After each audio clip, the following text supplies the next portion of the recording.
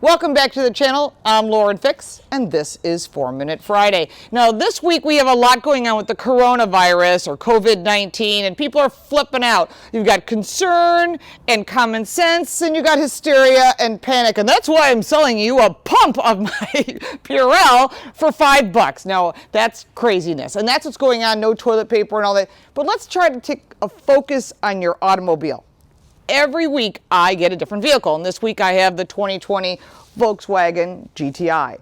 Very cool car. I also have a Mini Cooper, so you'll see those reviews posted in the near future.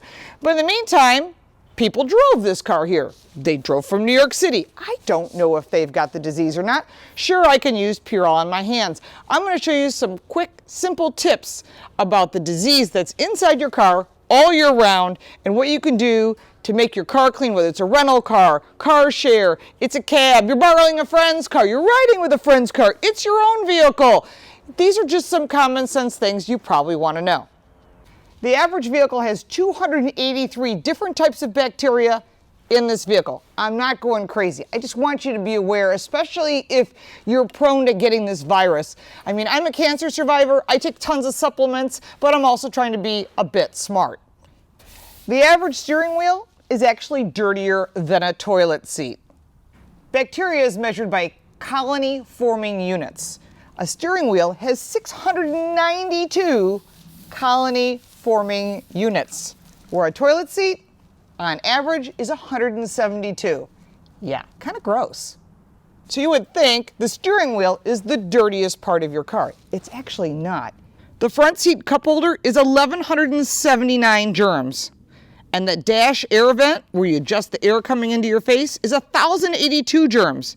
And the door handle is only 375 germs, if you're a germaphobe. Really what I'm trying to tell you is inside the car it's dirty. Just like the outside, just keep it clean, especially if you got kids or you eat in the car. It's kind of common sense. Here's a bonus tip for those of you with allergies or concerned about the virus. So here's your bonus tip. Year-round, the air that comes through the vents goes through a filter. This is a cabin air filter. It's from my Mini Cooper. It's about 6 months old. Yeah, it's disgusting, and I don't want to breathe this crap, and you probably don't either. You can buy a new cabin air filter from a multitude of brands. This one's a Purolator, but you can get them at mass merchandisers, auto parts stores, online, whatever you want to do. Just replace them every 6 months.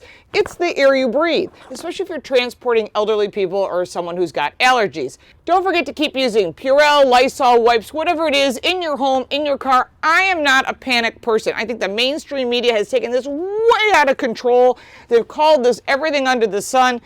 This is not political.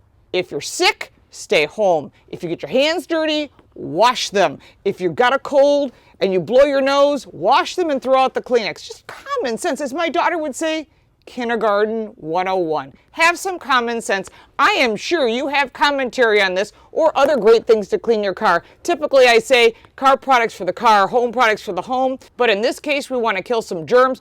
Put your comments down below. Check out some of the cool things we've been doing. Follow us on social media, and we will see you next week. Take care.